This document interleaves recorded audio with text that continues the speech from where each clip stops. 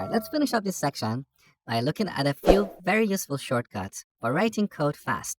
First, I'm going to show you the shortcuts for Windows users, and in the next lecture, we'll look at the shortcuts for Mac. So if you're a Mac user, feel free to skip this lecture. So here we're on line 9, and my cursor is right at the beginning of the line. Let's say we want to move the cursor to the end of the line. Instead of pressing the right arrow to go all the way to the end, we can simply press the End key, and here's the cursor. Or if you want to move the cursor to the beginning of the line, simply press the Home key. There you go. Similarly, if you want to move the cursor to the beginning of the file, press Control and Home.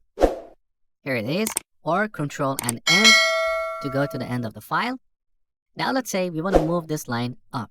Instead of cutting it from here and then copying it somewhere else, we can simply move it up by pressing Alt and the up or down arrows.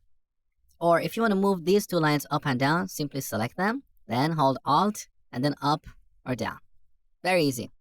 Now if you want to duplicate a line or multiple lines, simply select them.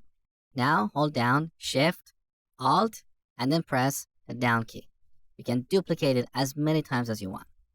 There you go. Here's another useful shortcut.